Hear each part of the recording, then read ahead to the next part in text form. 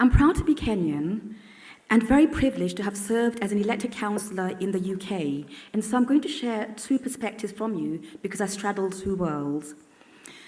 Against the backdrop of current EU referendum debates in the UK, I would like to share some insights as a context to my presentation. Across the world, people are fighting to be more independent, not less so. They crave democracy and accountability and want to see their identities and cultures live on. Britain needs to look to the future and be bold and leave the EU. As a diva who famously had the Getting Divorced party, I believe that we can have an amicable divorce from the EU and follow the lead, as indicated earlier by Helle, regarding Norway, which has access to the single market but is not bound by EU laws on areas such as agriculture, justice, and home affairs. The case for having an independent Britain outside of the EU means we will have the sovereignty to negotiate better trade deals, and Brexit will end the political interference in the way the UK is run.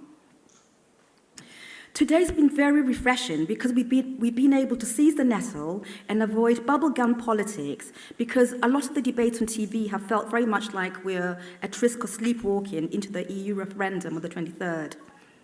To this end, as John said, I've devoted a considerable effort through the Labour Leave movement, hosting events aimed at Commonwealth countries and members based in the UK to ensure that we register as many of them to vote so that their vote counts on the 23rd.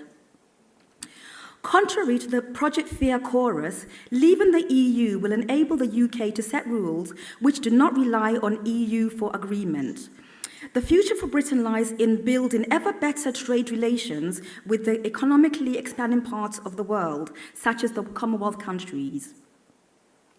The Queen is our sovereign head, and the Commonwealth is a family of 53 nations with shared core values and the spirit to jointly face challenges today and in the future, united in diversity. This gathering of 53 nations represents a powerful voice which carries weight among the international community, calling for fairness among nations. The UK can help articulate the relationship between Africa and the EU, as 17 African states are Commonwealth members, and as such can advocate for agreements with countries that share common language, history, and similar legal system, by providing a path for foreign investment into the EU. Economic predictions suggest the biggest opportunities will be found outside the EU, where the EU share of global GDP is set to shrink to 15% by 2020, and in contrast, Commonwealth GDP expanding by 7.2% in the same period. So to quote our beloved Muhammad Ali, in essence, we'll be floating like a butterfly and stinging like a bee. Now to the nitty-gritty. International trade is not just important in the present global world, it can also be an important contributor to economic, social development for developing world countries through the efficiency, dynamism, and innovation associated with it. There is a need for developing countries to expand their markets, not just through South and South cooperation, but also by assessing those of developed nations in order to reduce existing imbalance in North and South trade relations. This was the initial objective of the Lomé Convention between the European Union and the African, Caribbean, and Pacific countries to support and facilitate trade between the two blocs and to eradicate poverty. To this end, the inherent advantages for the African, Caribbean, and Pacific countries in the non-reciprocal trade relations of the Lomé Convention was presented by the EU as justifiable given certain historical differences that are set in these worlds. It is this demand for reciprocity that underpinned the Cotonou Agreement in 2000, which later paved the way for the economic partnership agreements. It required African, Caribbean, and Pacific countries to open up their markets to EU products. This, however, was taken into account the varying needs and levels of economic development of the different states, with each African, Caribbean, and Pacific country allowed to offer market access when they're ready. The agreements were also intended to be concluded between European Union and a defined group of countries, such as the East African Community, the Economic Community of West African States, ECOWAS, or South African Development Community, SADC. These considerations attempt to strike a balance between the non-reciprocal agreements between African, Caribbean, and Pacific countries and the EU countries, and the reciprocal agreement requirements of the World Trade Organization. Yet, it is the extent to which these two considerations are followed, if at all, and that is the subject of discussion and the source of many disputes with the EU between Commonwealth countries. The economic partnership agreements clearly and fundamentally give producers from Kenya and the East African Community access to a significantly wider market without quotas or duties. Thus, the economic partnership agreements boost trade between Kenya and the EU, with major benefits accruing to specific sectors, such as the horticultural industry. By agreeing to the terms of economic partnership agreements, Kenya, alongside many other developing countries, seeks to benefit from these opportunities.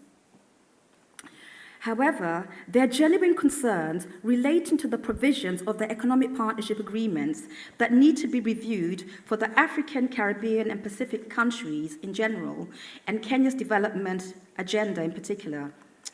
This is born out of the contention that despite the often made theoretical allusion to welfare gains arising from the liberalization of developing countries, economies that have been there has been little development for the majority of citizens in African, Caribbean, and Pacific nations since independence. In many countries, which has been over 50 years ago. This points to the fact that more needs to be done alongside liberalization for most people, especially those in the developing countries, to really benefit. In fact, in some levels, protectionism for the lowest echelon of society is not only desirable, but also necessary to protect the infant industry of the developing countries that gives employment to most of the population. Key everyday challenges must be mitigated. For example, the short-term structural unemployment, expensive credit, the increased instability in the domestic economy due to international trade cycles, the uneven international markets, pollution, and environmental problems. A number of other factors need to be considered as well. These range from infrastructure, transfer of technology, and institutional support to trade are just as crucial in the equation. Unfairness and imbalance of power within these reciprocal agreements mean that non-traffic barriers to trade in the form of sanitary and phytosanitary measures and technical barriers to trade have put Kenyan agricultural exports at risk of losing out on free access to the EU. The high cost of conforming to quality standards, new traceability regulations, adhering to maximum residual levels, and adoption of good agricultural practices, for instance, are less known by the majority of Kenyan agricultural producers. Plus, the cost of compliance and these new standards are especially prohibitive for small-scale farmers. This increasing use of technical barriers to trade and sanitary and phytosanitary measures in the OECD market poses serious challenges that will undermine whatever tariff liberalization has been made. It is scandalous that by overlooking these facts has led to trade benefits being enjoyed by big industry players such as the flower industry, at the expense of small players in the agricultural sector, thereby exacerbating the inequitable wealth distribution in the country. The nature of Kenyan industries may require a longer period of nurturing than the stipulated 15 years, under which 82.6% of the market should be opened up to the EU. Reciprocal trade arrangements, such as the economic partnership agreements, should consider the nature of the tradable commodities the countries have and whether or not the countries stand to benefit from these agreements that leave their economies exposed without elaborate mitigation measures on the outcomes of these agreements. Kenya's trade flows in agriculture and manufacture represent her production structure as well as her geographical location. Her agricultural exports are mainly destined for the EU, while Kenya exports manufactured goods to the regional markets in the East African Community sector. This leaves Kenya to export raw agricultural commodities that have very little value for its economy. The 350 million gross that we send to Brussels each week is impoverishing African farmers, and I'll explain that in more detail. Continental African farmers are subsidized to produce more food than we can eat, distorting the global food market. African farmers cannot compete and are forced into subsistence farming, where one bad season brings economic ruin and a couple of bad seasons means starvation for the family and the community. Unfair tariffs mean that in 2014, the whole of Africa made just under 2.4 billion from coffee exports, while Germany made 3.8 billion. Germany made more money from coffee without growing a single bean than the whole continent, which grows vast amounts. And so, Horst, I hope that you'll be able to shed some light on this. Germany coffee producers need cheap raw beans to make money, so there's no import tariff on green and processed coffee. That's why the vast bulk of African coffee exports are unprocessed. But there are import tariffs on processed coffee beans because it is in the processing, branding, packaging, and marketing that Germany makes its money. These tariffs protect it from African competition, and it's the same story for coffee. Tea, coffee, and horticulture are Kenya's dominant agricultural exports to the EU and have benefited from market access provisions in both the Lomé Convention and the Cotonou Arrangement, as evidenced by significant growth between 1995 and 2003 period. The Common Agricultural Policy has also had disastrous effects on Africa, with trawlers fishing in African waters and selling African fish to markets denied to them, and protein stolen from families' daily meal, and sustainable livelihoods taken away from fishermen.